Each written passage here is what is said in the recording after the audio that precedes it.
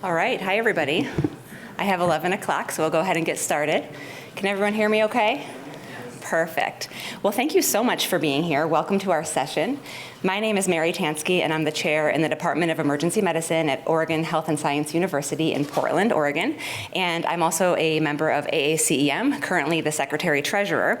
And I really want to warmly welcome you to this session. Thank you so much for being here. We have an amazing group of chairs with us who are all part of AACEM's executive committee.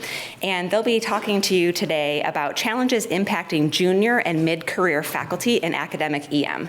So we all know that we go through undergrad and then medical school and residency, and it's kind of set out 4-year, 3-year blocks. And then after that, they sort of go into the void. And sometimes people do fellowships, they start their career, but after that, there's really not that path or that course set out for us. And so we'll really be talking about things that we can do to help navigate that and to support ourselves and our faculty in our careers. So our panel will first introduce themselves and tell us a little bit about their background and their journey to their current position. And then we'll go through some questions as a panel that I'll moderate, and we'll hopefully have time for some questions as well. So let's go ahead and get started. And then for the panelists, we're going to go ahead and use the microphones so that they are actually recording. So if you can just pass the microphone back and forth, that would be great. So why don't we go ahead and start on this side with Rich here, and we'll go down the line. So hi and welcome. Thanks for a big crowd. Rich Hamilton, I'm the chair at Drexel University College of Medicine in Philadelphia. I am the regional, the associate dean for the regional campus for Crozier Keystone, which is just south of Philadelphia. And there I'm the chief academic officer and DIO for that health system. Hi, good morning, or good morning, everybody. Lewis Nelson, I'm the chair of emergency medicine at Rutgers New Jersey Medical School, which is in Newark, New Jersey. And I'm the current president of AACEM till tonight. I am also the chief of the Division of Medical Toxicology and Addiction Medicine in my institution. How's everybody doing? Wow, we're always so amazed at how many folks decide to come out and hear us speak. We honestly think it's often going to be empty, and we're really glad to have you. So I'm Ian Martin, the system chairman of the Department of Emergency Medicine at the Medical College of Wisconsin in Milwaukee, and I'm also the emergency physician in chief for our health system, and actually recently became the associate dean for faculty affairs in our medical school as well. I am the president-elect, I guess, of AACEM as of tonight, and past president of SAEM. My name is Jane Bryce. I'm the chair of emergency medicine at the University of North Carolina. And tonight, Lewis is going to hand me a gavel, and I will become the president of the AACEM group. Yeah, that's me. All right, great, thank you. And Susan may join us too. You'll probably know Susan Promis. She's the chair at Penn State University, so she may come in a little bit late. All right, team, so let's kick it off. So to start with, how can junior faculty develop and foster a relationship with their chair and other senior faculty members? Go ahead, I guess Ian. I'll Sure. start it off. I think a relationship is obviously key. A relationship is, we usually really love each other. She is ready to be president. The mic. Jane is in charge of the chair of the outreach program. Oh, sorry, for the recording. For the recording. It's just for the recording, Jane. Okay, so that's a really great question, and I think a really important one, having a tight relationship with senior leaders, and particularly your chair, and if you have a vice chair for faculty development, is also really key. So first I would say I hope, and this may not be true, but that every one of you has the benefit of meeting regularly with your chair. And again, if you have a vice chair for faculty development, that person, those folks actually, every single year, regardless of whether you want that relationship or not, I think that's something that your department should be providing you in support and as service as a faculty member.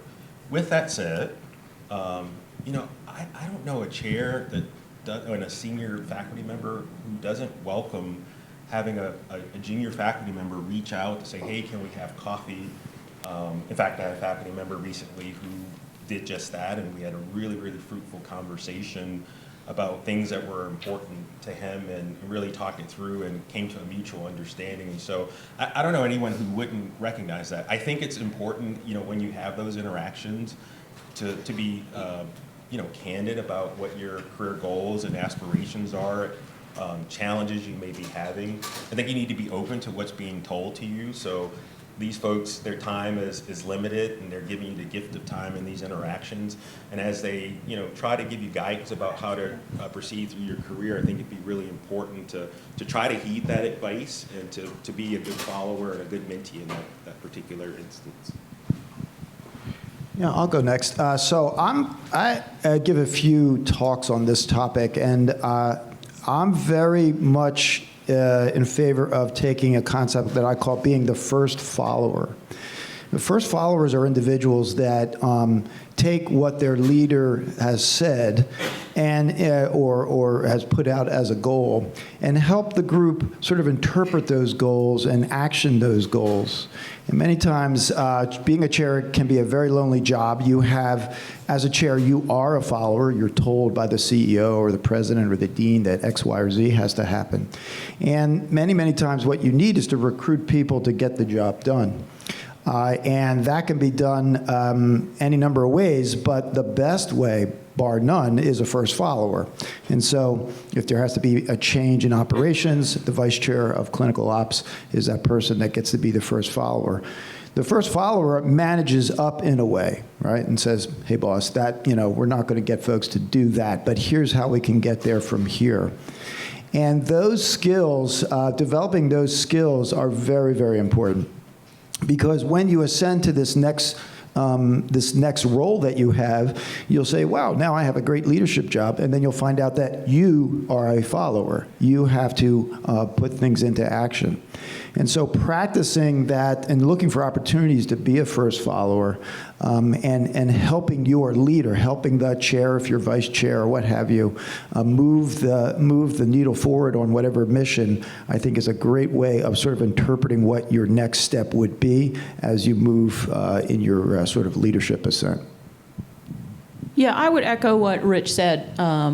And I would link that to what Ian said. I think that informal convos with your chair and seeking them out for a cup of coffee or tea are great. I have about 15 minutes in a week where I can do that because being a chair is a super busy job. And I would love to have coffee or tea with every single faculty member. Nothing makes me happier than a cup of Earl Grey tea, like really just warms my heart. And I would love to spend time over a cup of Earl. But it's just not there in my life. And the best way to spend time with me or most chairs is by offering to help. Whatever that is. And often it means saying yes, a little outside your comfort zone or a little outside your area of expertise. But saying yes and working side by side with someone is truthfully for me the very best way for me to get to know you and for you to get to know me and for me to understand your strengths and what you're interested in and where you can really contribute. And those are the people that I direct titles and work to, or the people who step forward to help. And I'll just add, I think one of the most important parts about that chair, the development with a relationship is actually being proactive in it. So for us, a lot of times people will expect the chair to reach out and to give feedback or to tell you how things are going or what they need. For people that, like Jane said, reach out and say, how can I help? That really shows initiative, and it's kind of like that concept of managing up. In my department, we have a couple different ways that we do check-in. So at the end of the year, that's sort of the annual review, that's your formal check-in, but that's not really enough time to develop a relationship or get to know somebody or what their interests are. So we structured something pretty formal called mid-year check-ins, and it's not just me because, like Jane said, we're super busy, but our senior faculty are assigned junior faculty, and they take them out for coffee, or they mentor them, or they do a Zoom call, or some kind of touch base. And we have an assessment form, and it goes through things like P&T, the basics. Are you doing your research? Are you coming to your shift on time? How's your clinical work? But also, how's your life? How are your kids? How is your wellness? What are the things that you need to really succeed and thrive? And then those, any positive factors, negative factors, things that need help or attention get filtered up to me, and then I can make specific effort to reach out to people that may need help or that may need, a message out that says, hey, look at what this, great accomplishment is that this faculty member is doing. So it really allows more touch points between senior faculty and junior faculty and develops those relationships. The other thing I wanted to mention is with mentorship, like formal mentors, there used to be this concept that it was one person would be a mentor for you, and that just isn't the case anymore. All of us have, mentors that are in life, in our careers, in our clinical work, or our research. And so I think having relationships like this with junior and senior faculty members, they can help you be connectors. They can help connect you to the person who may be able to fulfill a specific need that you have in your career or in your life. And so I think that those connections cannot be minimized. They're very, very important, and the relationship takes time and effort to build, but it doesn't have to be just the chair. It can be other senior faculty as well. Yeah, I mean, these are all obviously great answers, and I would, just to personalize it a little bit, everybody in this room, every chair, every CMO, CEO is different, and they each have their own history and needs. And I personally am, I like to say I'm a recovering micromanager, right? Because, and the hardest thing for me to do when I became chair was to delegate and then let you do your thing. And the key to delegating successfully is being able to trust the person that you're delegating to. And that's a lot about communication. And so, simply stated, I think a lot of us said communication is important in our own way. But I need, and I bet most of you in your jobs and your leaders need to be able to trust that you're going to not only have their back, you're going to inform them. Knowledge is power. Right? There can't be a differential knowledge going in that direction. It can only go from me down. That's the way it works. I'm a knowledge, a gravitational force. But I need to trust that you're going to do that. And I bet you that you all and your leaders probably have similar feelings. All right, thank you. For our next question, how do junior faculty develop their niche and strategically say yes to opportunities early on in their career?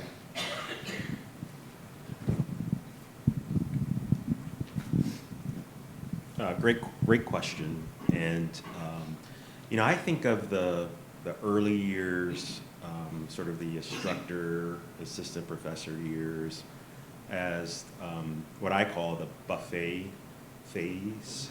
And those of you who've heard me talk about this will recognize that reference, where just like when you go to a buffet, you get these huge plates and you put all these seemingly disparate things on it, cake next to soup next to green beans, and you're exploring, right? You're exploring the buffet.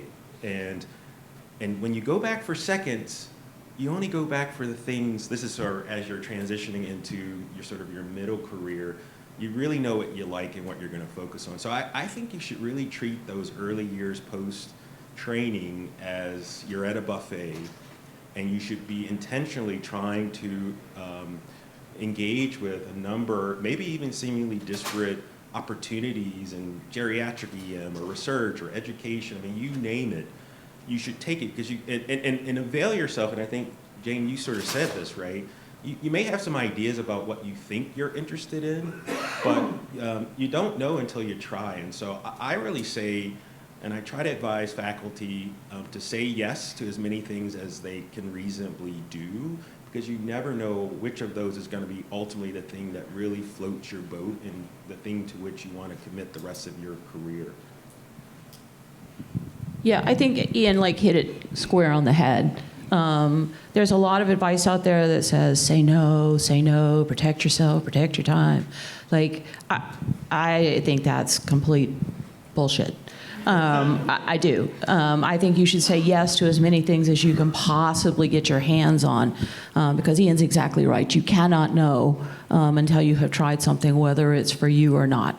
And I think you should say yes to as many things as you possibly can. And I particularly think that this moment in time is rich and ripe for junior faculty to do that. A lot of people coming out of COVID are protecting themselves, working less, doing less, producing less, being less. And I think that this is a particularly rich moment for junior faculty to step into the void and to make an enormous difference in our specialty.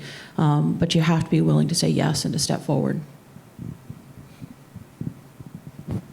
I mean, it does follow a little bit of what I said before. Hey, Louis. I also want to say that there's a seat here, one there, and two over here for all you people standing in the back. And We'd love you to. we'd love you to just come right on up here. We can really get to know you that way.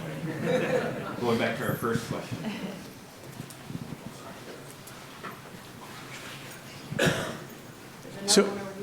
So I think there's, the trust I talked about goes both ways as well. And I think that we, in general, leaders, and again, you, from your positions now, you have things you have to get done, and you can't do them all, and you need other people to help you do them.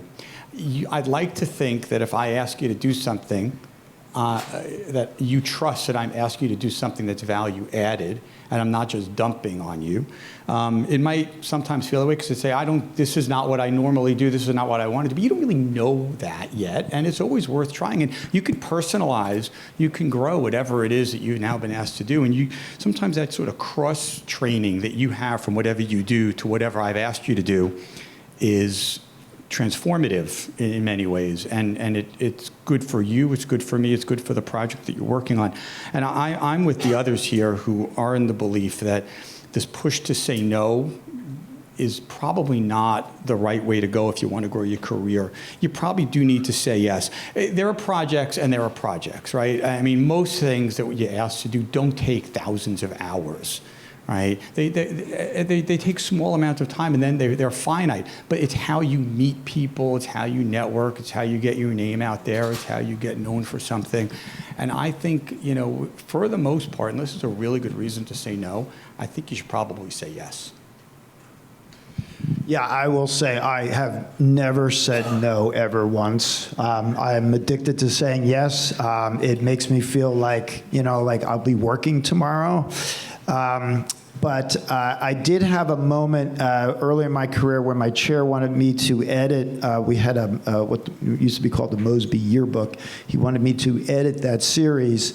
And I hit the brakes on saying yes. And I said, well, I'll be happy to do it. But you know who would do a better job? And I recommended one of my colleagues. And it was truthful. He would do a better job. And my colleague was so appreciative. I thought, well, that's a different way of saying yes. I just sort of thought, Louis would be good at this. It wasn't Louis. But so I think you should say yes as much as possible. Here's what you never should say.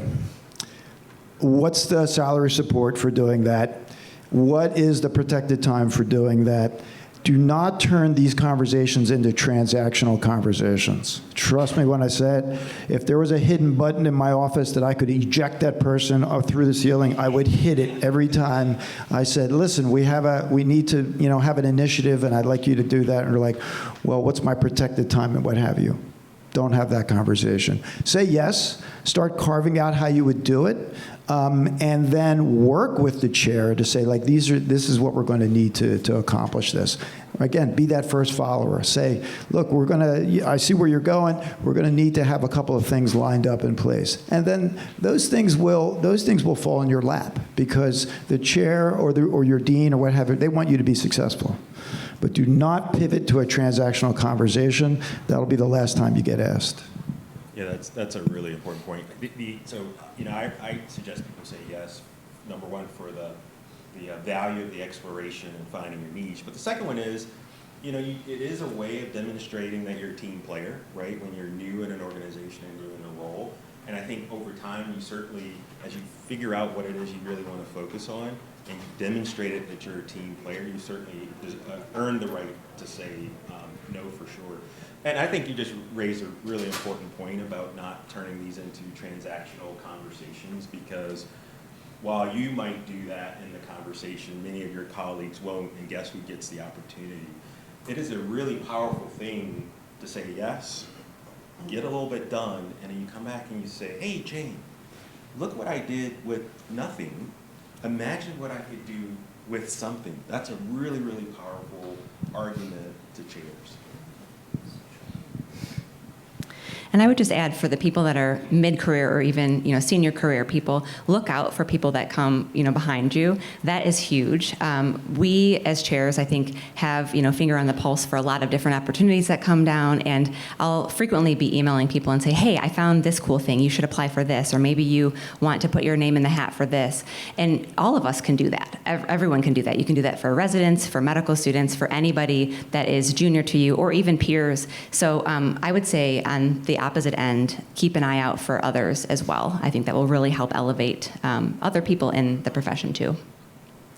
Okay, any more comments on that question? All right, let's go on to the next one. Okay, what does career planning look like across the various missions in academic emergency medicine? So I'll start. Career planning, I think, when you're mid-career, is a kind of an interesting conundrum, because usually when you get to mid-career, there's been a pretty quick, ascension, right? You went through residency and what have you. Maybe you did fellowship or some area of special interest, and you're in a role. And then you start looking at the roles that are up ahead, be them vice chair, associate dean, dean jobs, chair jobs, and what have you. And you have to flatten your growth expectations to get to those roles. You might be, let's say, 35, 40, and you're thinking, well, what am I going to do in 5 years? But at that point, that mid-career point, you actually have to look at your career as going to, age 60 or beyond, and say, well, I have about 20 years or so, 25 years or so, to move into a direction that I find, rewarding and satisfying. And it's particularly important when, whether man or woman, family life and other obligations, have you either, shall we say, anchored in a geographic location or committed to, the important thing of raising your family and having a personal life. So you need to just slow down the slope a little bit on what you get to go next. And then allow yourself that, sort of meditate on it if you need to, and just say an opportunity is going to come along. I just need to stay in and be excellent at what I do, and not be so anxious about constantly pushing to the next role. Yeah, just to come off your last point, it's really interesting, and you're right. You can't constantly look for new opportunities, but if I do sort of think about these things a lot. If I was to say the biggest mistake I've made in my career, and I've done pretty well, I think, overall, was that I stayed in my former job too long, right? I spent essentially 23 years in a single job. It grew here and there, and it was pretty nice. But, in my kids who were, before they were in the consulting world, if you don't change jobs every 3 or 4 years, you're basically damaged goods. People say, no, why does nobody want to hire you? The way you get ahead in that world is you just go back and forth between different companies, and every 3 or 4 years you get a new title. I had a great job, and I just got on the train, I rode it, I planed off, it was easy, it was fun, I did everything I wanted to do.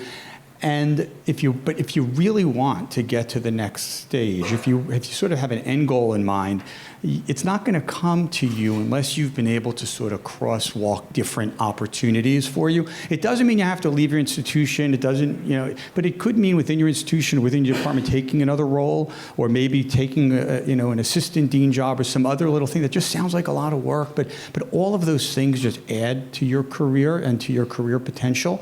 And I do think that if you're at 8 or 9 years in your current role, you should probably be thinking about what you might want to add on or do differently, because I think that's the way you grow. When I took this job in 2016, it is like you're a kid in a candy shop. You're just learning all this stuff. I was an academic. I knew very little about finance and operations, and I did some research, but all of these things that are out there that whatever you do now, you don't know what the other 2 or 3 missions of your department are. But you should, and the way you learn that is you do it. You have to get those opportunities and try to grow yourself. I wouldn't change jobs every 2 or 3 years, but I do think by a decade you should be really looking at that opportunity. And I would say, as your career unfolds, and you might need to invest in additional training for yourself to really prepare you for whatever the next thing is. I will squarely say, and I talk about this a lot, I'm really only sitting up here in front of everybody as chair because I got an MBA. which is kind of a leadership degree, and that's what gave me the idea and the belief to be able to do that. If you want to be a researcher, there's nothing inherent in medical school that prepares you to be a competitive grant writer for the NIH, and so you may need to get a master's to really learn those skills, or master's in health administration, or education and education theory. I mean, I think many of us think about that as being at the bedside and getting good teaching evals from our residents, but there's a lot more science to doing that. And those of you who went to the plenary this morning or keynote this morning will understand that to be able to do that kind of work and to have that kind of impact on learners requires advanced training that you probably don't have. And so I say be open to the idea. I finished my training and I said I would never go to school again, and look what happened and look what it did for my career. And I'd say you should be open to that too. You never know too, and going back to the first part about relationships with your chairs, we offer a tuition support program as a retention strategy, but also to really develop our people within our department. We're grateful that we're in the financial situation to be able to do that, and not all departments can, but I think that's worthy of at least a conversation about that as a potential opportunity for yourself. And I would add, don't be too rigid in your career planning. I mean, have a general path and a direction and idea, but there's never going to be a good time to do anything. There's never a good time to get married, to have kids, to go on a vacation, to do whatever, to take an MBA. So I think there has to be a little bit of flexibility to pivot, because whatever choices that you make, if it's important for you to get that MBA or have a kid at this time that seems not opportune, we'll figure it out. And I think if you have a supportive chair and a department, you can really work through those things and get yourself to a place where you're super happy in your family life, you have a career that's thriving. It's all about that balance and achieving that balance. And so you have that general direction, but be flexible to pivot and switch. And just in case you didn't notice, there are 4 MBAs up here and an MBA up here in addition to all being physicians. So just right. proof positive of what we're saying. Although I got my MBA when I was a chair already. I had nothing better to do with my time, so I figured I'd go back. Nope. All right. Yeah, perfect. So for our last question before we open it up to the group, what steps can associate professors take to continue to advance their careers on the regional and national level? Again, for me, it just goes back to saying yes. By the time you are an associate professor, you should already have a regional reputation in order to progress to the associate professor level. So you should have already networked and been involved in your state chapters of AACEM or state chapters of EMS or whatever it is your thing is, and networked. And you should be prepared to move to the next level to be able to network and serve on committees and lead committees at the national level. And whatever your thing is.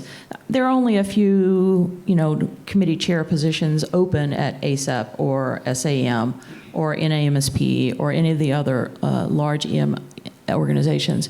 But all of you have a thing. There's an ultrasound group, there's a PEDS EM group, there's a tox group, there are research groups. So there are plenty of places for people to step forward and take leadership positions. And I would encourage you to do that. Elbow the old geezers out of the way, right, Swore? Elbow them out of the way and, start leading. So I constantly make this suggestion to my faculty of really leaning into organized medicine. It's a great way to accelerate your the building of your reputation regionally and nationally, which you'll think yourself when it comes time for promotion and tenure. You have to find suitable letter writers who are arm's length, for example.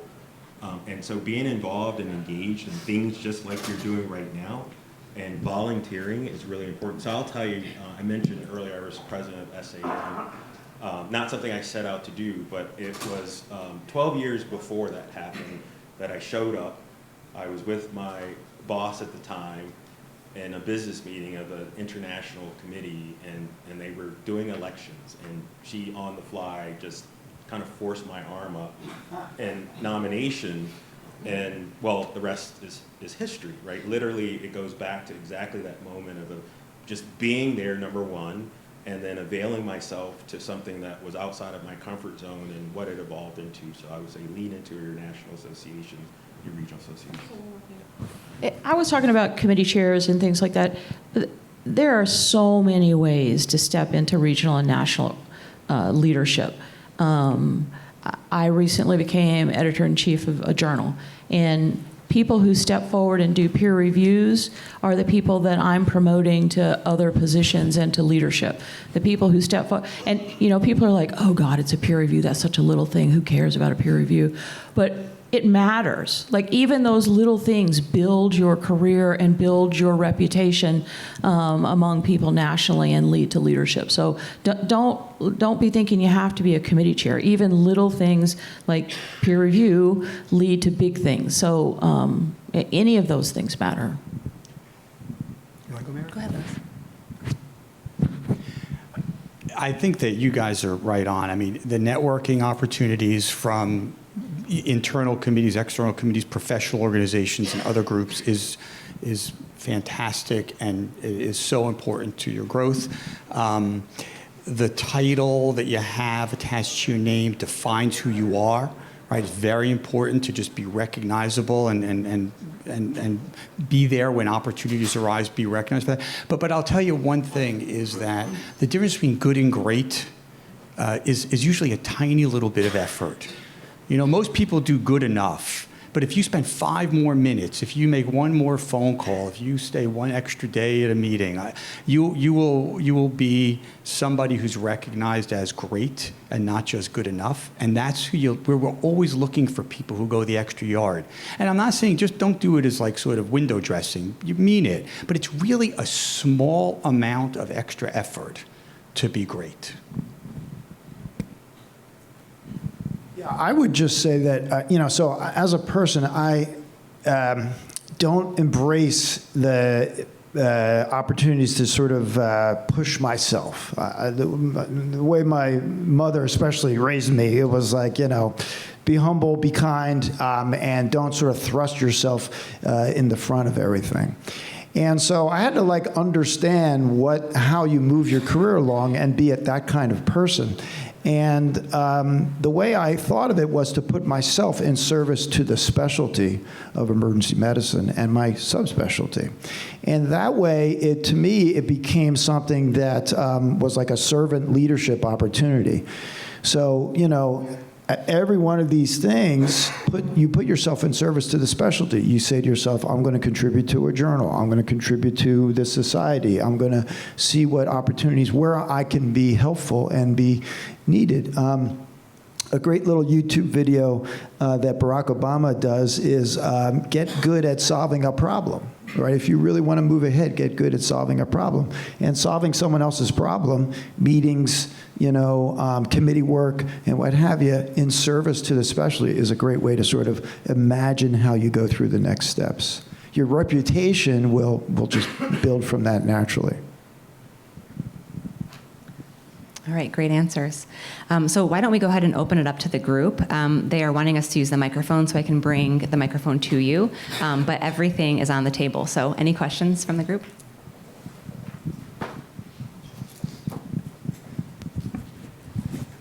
So Judd Hollander from Jefferson, not a chair. So sort of a softball question for you, because it's something that you didn't discuss. You're never going to make all of your faculty happy, right? And you're going to go into a room and the faculty is going to say ED boarding's horrible, or pick any topic, and you're going to say we're going to do blah, blah, blah, and there's hopefully only one person, but there might be 5 in the room that walk out of the room and don't want to play along with what the enterprise decision is. Can you speak to is that person innovative and creative, or is that person in trouble? How do you deal with those people, and how should the people in this room react when they disagree with a decision that's not an ethical decision made by the higher-ups? So I'm going to answer that, Judd, since you and I were together at Jacobi in the 90s when boarding was, we were like, isn't that normal, right? I mean, that. And what happened there? What happened was as a group, there was this philosophy that we are here to make everything better for folks. And so, it became, a way of life, right? Here, why are you here? I can remember when I first worked at Bellevue, old Bellevue, before it was, renovated and everything, and I was complaining to Goldfrank that I had to push a patient to an X-ray. He was like, "Richard, that's why you are here," and so those are the people as chair you're looking for, and those are the people you're trying to encourage. And those first followers, as I like to say, was like, listen, I get it, it's hard, but how can we make our patients' lives better? What can we do to move things forward, rather than just sort of like constantly inward focused on, the turmoil that whatever situation is creating. And when you do that, and all the departments that I have led, that has been my focus. It becomes, everybody kind of circles the wagons, and the emergency department is a us versus them thing. Like, we're all together, we're working our best, and we kind of push it out to exterior forces, right? Medicare doesn't pay us enough, that's why we have this problem, what have you.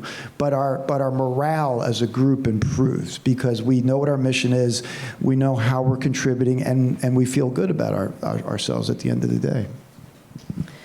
Yeah, I would add, I don't want any of my faculty to be a wet blanket, right? Like, if you don't complain about something that's a problem, like, I don't want that, because I want to know if there are issues. And there's a line that can be walked. I think that people can say that in a constructive way, or come to me with solutions or proposals, and we can work with that. If it's just complaining, there's not much as a chair that I can really do to make that better. But if there's a complaint and a solution, or a complaint and a proposal, you can really work with that and get a group together to actually make a change or make something better or communicate it differently. So I think it's definitely a line to walk, for sure.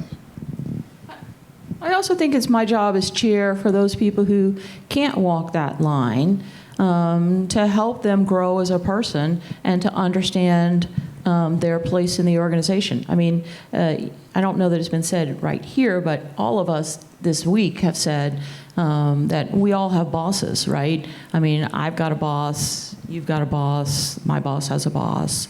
And it's my job as a leader to help the person who can't walk the line to understand the institutional and organizational structure and how to be successful within that organization. Because if they continue to not be able to walk that line, it may not be me that chops their head off, but somebody's going to chop their head off, and they're not long for this world. Professionally, academically, personally, many ways. And for me, I take it as a personal mission to help that person understand how to grow as a person and to work within the organization in order for them to be successful. It doesn't, you can complain all you want to, and I'll listen to you, and we'll chat about it, and we'll have a conversation. But if you can't eventually find your own happy place and your own ability to work within the organization, then you need to find something else to do. You just do. And it's my job as chair to help you to find that growth. That's a great question, Judd. And what I would add is, I think early on in my leadership tenure, I learned the hard lesson that the goal really can't be to please everyone. It's an impossibility. And so I'm really guided, in the end, when the tough decisions happen, if I can say, I did the most good for the most people using the least cash, then I made a decision I can live with.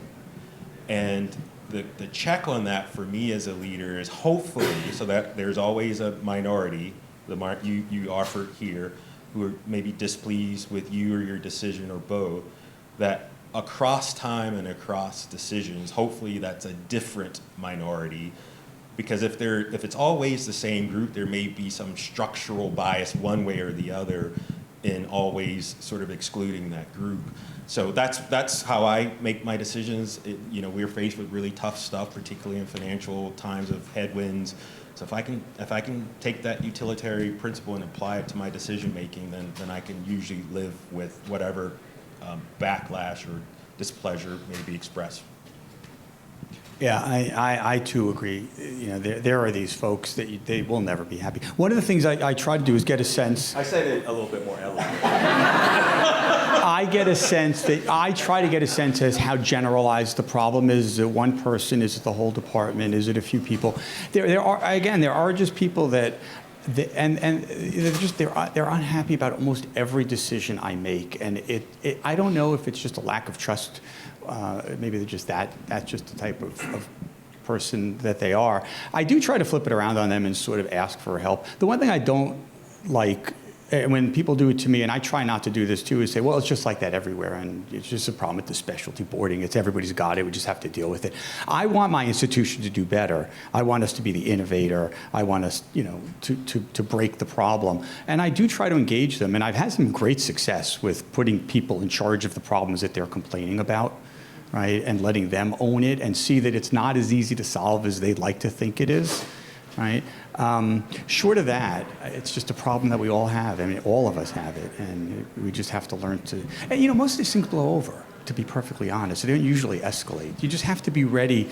You have to be able to try to identify which ones are going to become a bigger problem. Hard. Other questions? Don't be shy.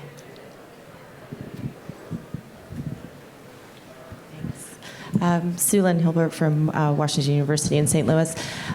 Thank you very much for your comment about always just kind of in mid-career as things sort of, as the slope of things kind of starts to plateau out a little bit, still being, keeping engaged and still being open to new ideas, but realizing that like the trajectory of things is going to change a little bit. And I'm curious to have everyone's opinions on how, as a chair, how do you kind of balance I think we all have those people in our institutions who are rock stars at the things that they do, and we want to keep them in those positions where they're incredibly successful and they do a great job, but then also try to maybe help launch them into other directions or to kind of keep things like fresh and moving.